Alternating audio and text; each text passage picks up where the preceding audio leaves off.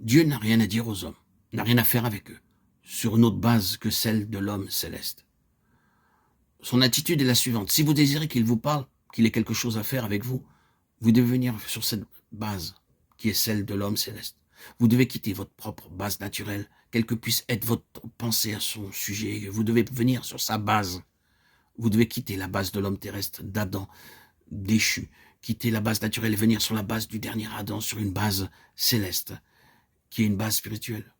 Si vous saisissez de cette pensée, et que vous mettiez à relire l'évangile de Jean et ensuite continuer dans les épîtres, particulièrement celle de Paul, quoique cela ne se limite pas à elle, vous constateriez que c'est l'unique chose qui se trouve de part en part. Et cela vous donnerait un merveilleux dévoilement de la parole. En se référant au songe de Jacob, nous lisons « Il arriva dans un lieu où il passa la nuit. Il eut un songe. Et voici une échelle était appuyée sur la terre, et son sommet touché au ciel. Et voici les anges de Dieu montaient et descendaient par cette échelle. Et voici l'Éternel se tenait au-dessus d'elle. Et il dit, Genèse 28, 11, 13, le Seigneur a repris cela, comme vous vous en souvenez avec Nathanaël. Et il dit, vous verrez désormais le ciel ouvert et les anges de Dieu monter et descendre au-dessus du Fils de l'homme. Jean 1, 51. Le Seigneur est en communion avec l'homme par le moyen de cette échelle, qui est le Fils de l'homme, et par le moyen de son Fils uniquement. Il nous parle dans ces derniers temps en son Fils qu'il a établi héritier de toutes choses.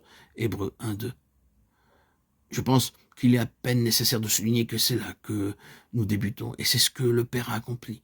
Il a fait de l'homme céleste, de son Fils, l'unique base sur laquelle il rencontre l'homme. Alors, un dialogue s'établit. En utilisant l'expression « l'homme céleste », nous faisons plus que de nous référer simplement à une personne divine, le Fils de Dieu. Nous sous-entendons un grand ordre d'hommes, un genre d'hommes constitué par tous des traits caractéristiques, des ressources et des facultés célestes. Tout ce qui a rapport à cet homme est céleste et de valeur pratique. Rien en lui n'est sans signification, sans valeur.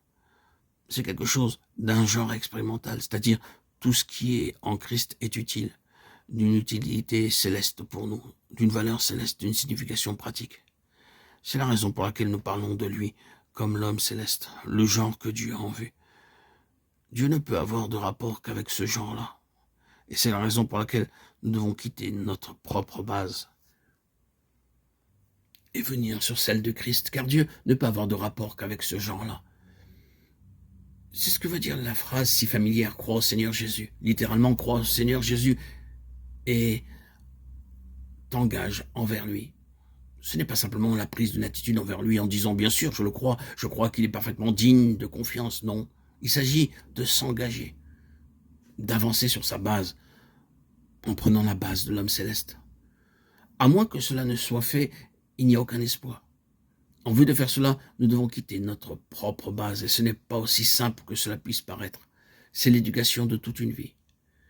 Il peut y avoir un seul acte au commencement où, dans ce premier sens initial, nous croyons au Seigneur Jésus, faisons un pas vers lui, dans la foi, nous nous livrons à lui et mettons notre confiance en lui. Mais pour le reste de notre vie, nous apprendrons ce que signifie quitter notre propre base et prendre la sienne. Tandis que nous faisons cela, nous parvenons à sa plénitude, la plénitude de la stature de Christ. C'est lorsque nous apprenons à quitter notre propre base et à prendre celle de l'homme céleste que ceci peut se produire. Nous avons beaucoup d'occasions favorables chaque jour de notre vie pour faire cela. C'est l'affaire de toute une vie.